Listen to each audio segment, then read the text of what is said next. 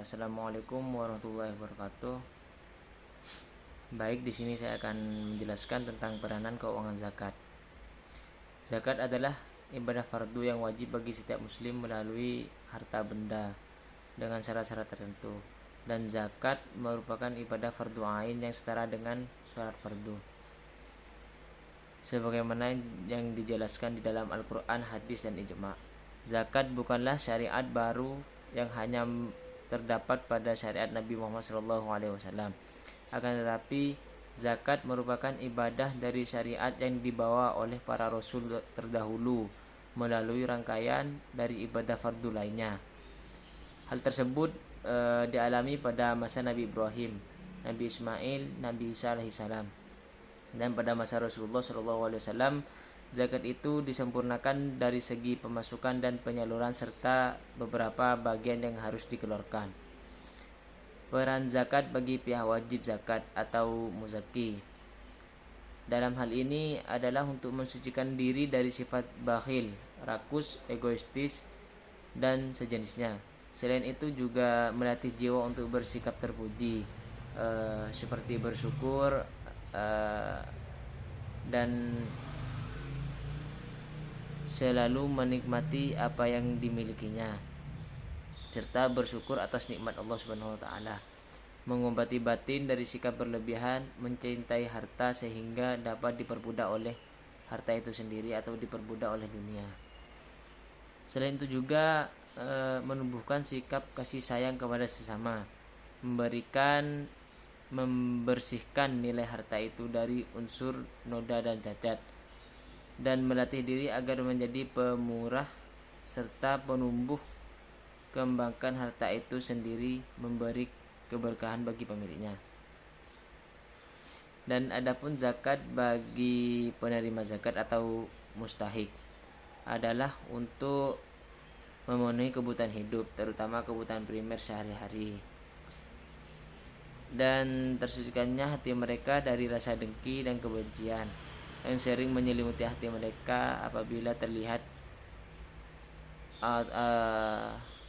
melihat orang kaya yang bakhil, maka akan muncul dalam hati mereka rasa simpatik.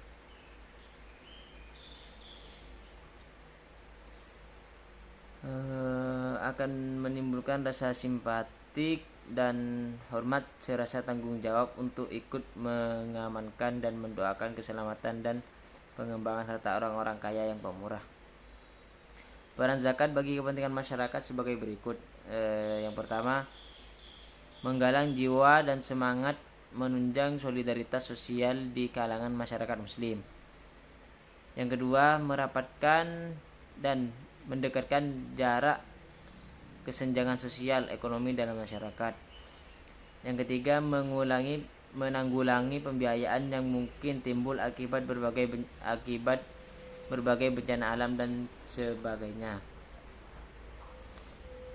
Dan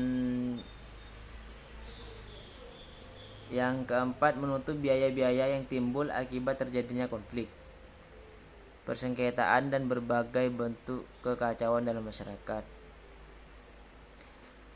Dan yang kelima, menyediakan suatu dana khusus untuk menanggulangi biaya hidup bagi para gelandangan atau para pengangguran dan para tunas sosial lainnya, termasuk dana untuk membantu orang-orang yang kurang mampu.